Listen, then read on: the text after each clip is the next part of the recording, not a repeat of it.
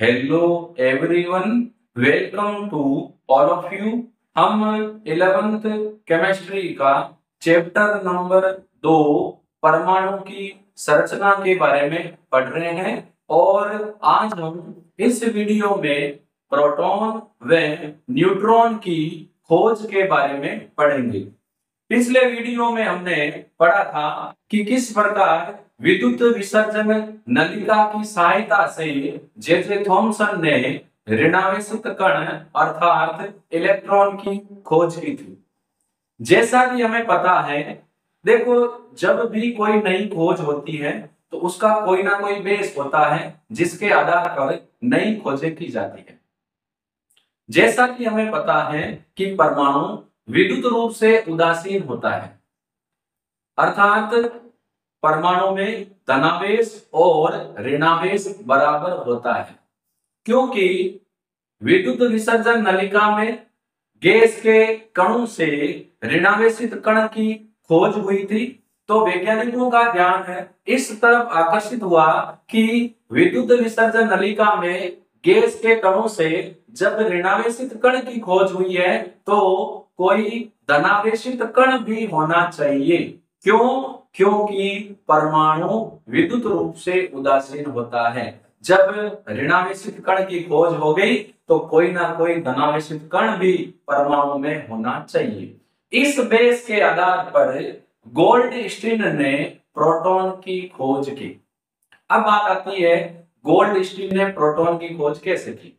Goldstein ने विद्युत विसर्जन नलिका में छिद्रित कैथोड का उपयोग किया। जे थॉमसन ने छिद्रित एनोड का प्रयोग किया, लेकिन गोल्डस्टीन ने छिद्रित कैथोड का प्रयोग किया। गोल्डस्टीन ने छिद्रित कैथोड युक्त विद्युत विसर्जन नलिका में इलेक्ट्रोडों पर उच्च विभव लगाया और पाया कि कैथोड के पीछे कुछ चमक उत्पन्न हुई। चमक उत्पन्न होने का मतलब है कि कुछ किरणें एनोड से कैथोड की ओर आ रही हैं। जिस प्रकार कैथोड किरणें होती है उसी प्रकार एनोड किरणें भी होती है। यह धन कणों से मिलकर बनी होती है। इन्हें धन किरणें, एनोड किरणें या कैनाल किरणें कहते हैं। तो देखो, सबसे पहले सवाल आता है कि बेस क्या था। तो इसको हम ले रहे हैं विद्युत विसर्जन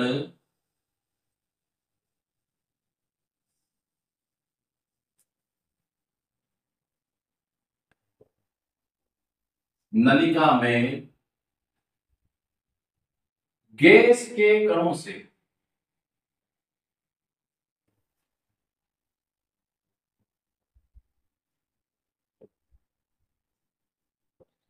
ऋण कणों, ऋण कण कौन है?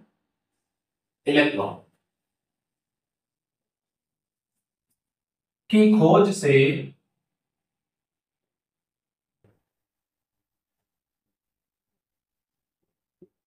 स्पष्ट हुआ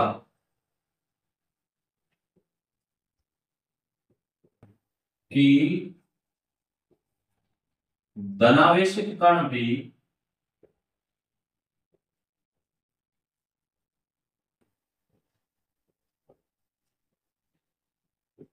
होना चाहिए।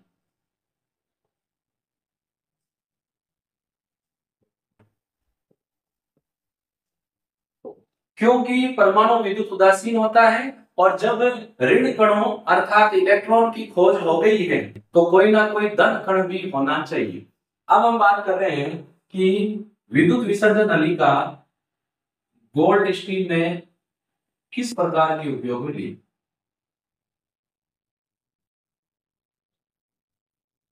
इसमें मेन चेंज यही है कि इसमें छिद्रित कैथोड का उपयोग किया गया।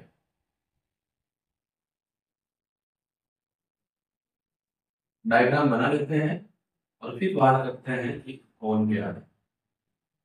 यहाँ हाई वोल्टेज लगाएंगे,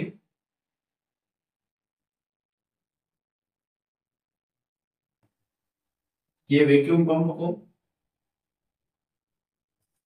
अब बात करते हैं नामांकन की कि कौन क्या है। ये है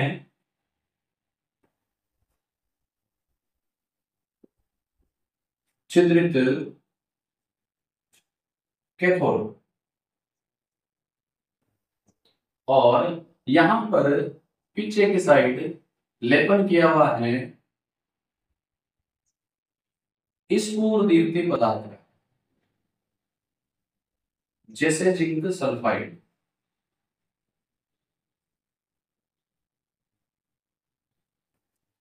ये है अपने एनोड,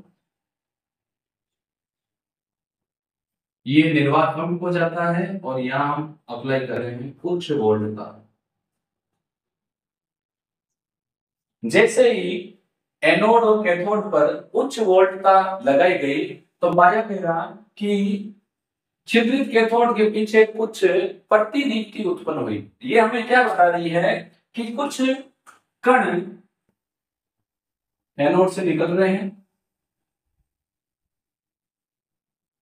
और पीछे छिद्रित कैथोड से पास होते हुए स्फुरदीप्ति पदार्थ से टकरा रहे हैं और टकराने के कारण ही इस पर चमक उत्पन्न होती है। जैसा कि मैंने बताया था कि स्फुरदीप्ति पदार्थ पर जब भी कोई कण जाकर टकराता है तो वहां पर एक रंगीन चमक उत्पन्न होती है, जो हमें बताता है कि कोई ना कोई कण आकर टकरा रहा है। तो देखो एक एक करके ले रहे हैं। गोल्ड स्टील ने की थी प्रोटॉन की खोज, तो देखो गोल्ड स्टील ने क्या किया। गोल्ड स्टील ने छिद्रित, यहां छिद्रित कौन है, कैथोड,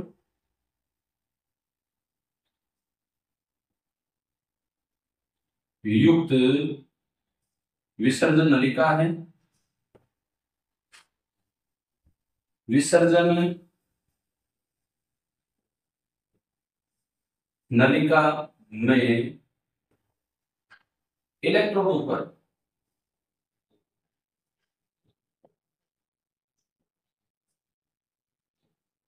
उच्च विभव लगाया, जिससे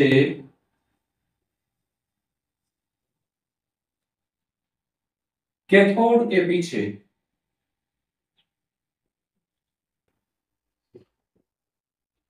चमक उत्पन्न हुई। उसको हम क्या बोलेंगे, स्फुरदीप्ति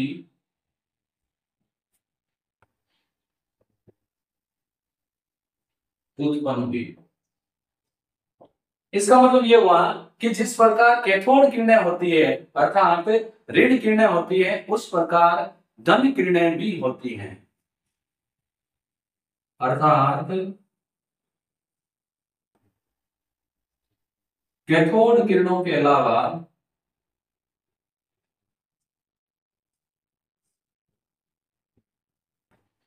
कैथोड किरणों की हमने पहले बात कर रखी है, इनके अलावा एनोड किरणें भी होती है।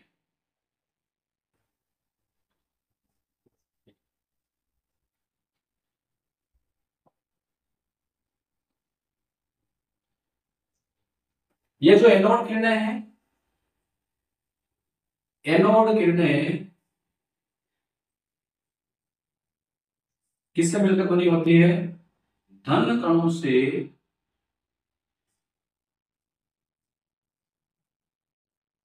मिलकर बनी होती है, बनती है, बेटर रहेगा, बनती है, जिसे या जिन्हें जिन्हें धन किरणें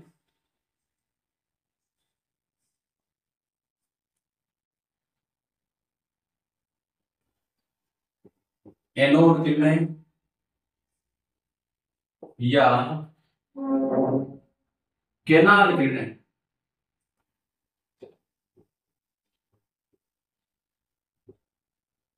कहते हैं। जिस प्रकार कैथोड किरणें होती है उसी प्रकार एनोड किरणें भी होती है, लेकिन ये धन कणों से मिलकर बनी होती है। इनको एनोड किरणें, केनाल किरणें या धन किरणें कहा जाता है। अब हम बात करेंगे कि ये जो कैनाल किरणें हैं या एनोड किरणें हैं इनके क्या गुण होते हैं। तो यहां पर हम सब रेटिंग लगा लेते हैं।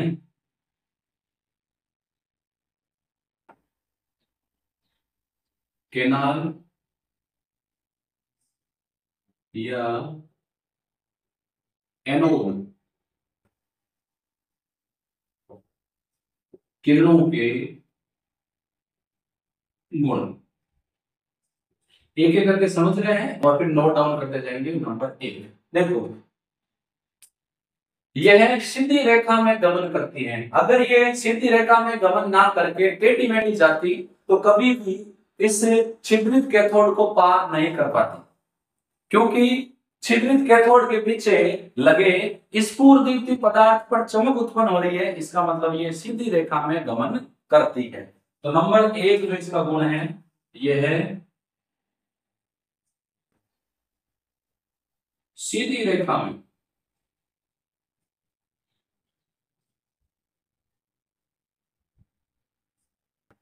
गमन करती है। सेकंड इनकी प्रॉपर्टी यह है कि यह कणीय प्रकृति की होती है। यदि इनके मार्ग में हल्का पंखनुमा उपकरण लगा दिया जाए तो पंखनुमा उपकरण इनके टकराने से घूमने लगता है। इसका मतलब ये हुआ कि यह कणीय प्रकृति की होती है। थर्ड, यदि इन पर विद्युत या चुंबकीय क्षेत्र लगाया जाए तो ये ऋण सिरे की ओर मुड़ती है, अर्थात ये धनावेशित होती है। तो थर्ड प्रॉपर्टी क्या है? विद्युत या चुंबकीय क्षेत्र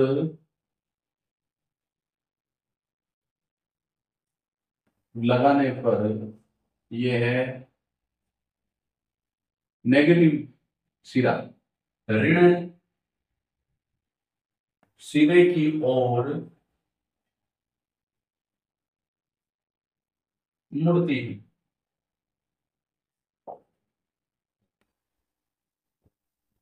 अर्थात क्योंकि नेगेटिव की ओर जा रही है तो नेगेटिव होने से भी विपरीत आवेशित होगी। यह है धनावेशित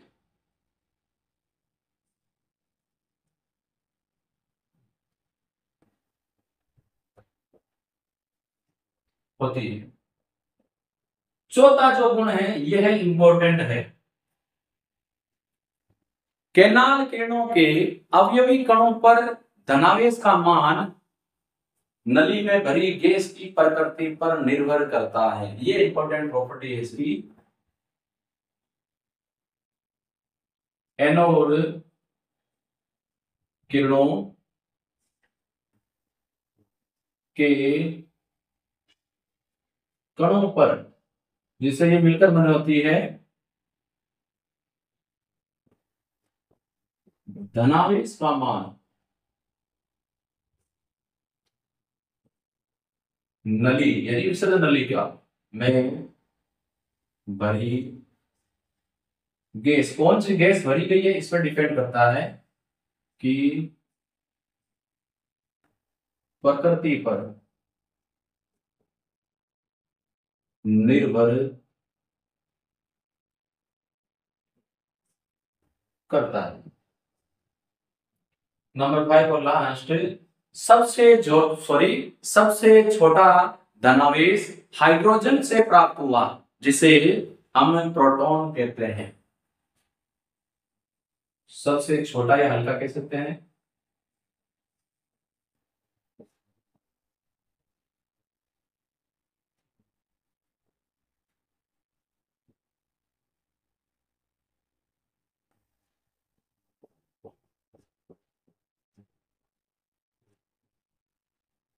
हाइड्रोजन से प्राप्त हुआ जिसे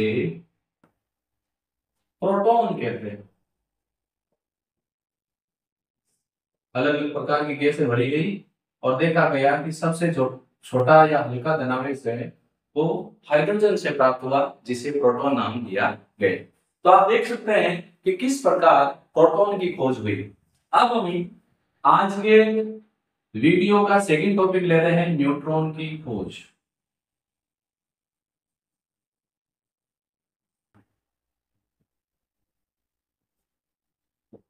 जब विद्युत विसर्जन नलिका में गैस के कणों से धनावेशित कण और ऋणावेशित कण की खोज हो गई, तो वैज्ञानिकों का ध्यान इस तरफ गया कि कोई ना कोई उदासीन कण भी परमाणु में उपस्थित होना चाहिए। इसी के आधार पर चैडविक ने, अच्छा बंदा है ये, इसने क्या किया, बेरिलियम पर एल्फा कणों, धनावेशित कण होते हैं, कि बौछार की। अब बौछार का मतलब ये नहीं होता है कि बारिश की, बौछार का मतलब होता है कि चैडविक ने बेरिलियम लिया, जैसे ये बेरिलियम है, इसके ऊपर हाई स्पीड से, उच्च वेग से एल्फा कण डाले, और जैसे ही बेरिलियम पर उच्च वेग से एल्फा कण डाले गए तो चैडविक ने देखा कि प्रोटॉन से कुछ अधिक भार वाले उदासीन कण बेरिलियम से उत्सर्जित हुए, जिसे न्यूट्रॉन नाम दिया गया। बौछार की परिणाम स्वरूप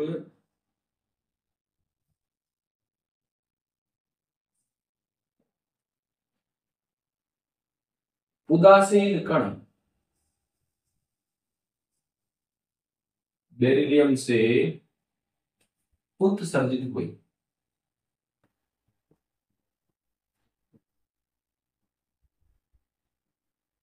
जिसे न्यूट्रॉन नाम दिया। ये क्या होते हैं, ये है उदासीन कण होते हैं।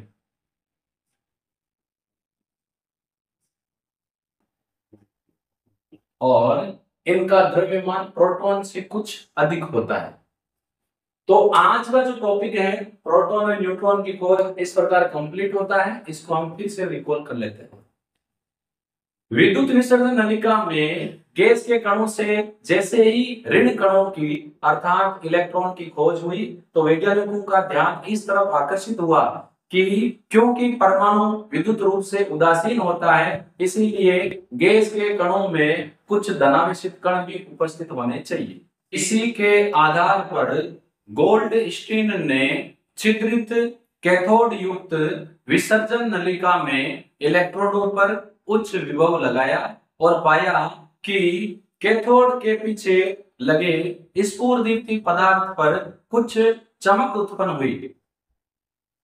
इससे रिजल्ट ये निकला कि जिस प्रकार कैथोड किरणें होती है उसी प्रकार एनोड किरणें भी होती हैं। यह धन कणों से मिलकर बनी होती है। इन्हें धन किरणें, एनोड किरणें या पैनाद किरणें कहते हैं। यह सीधी रेखा में गमन करती है। ये कणीय प्रकृति की होती है।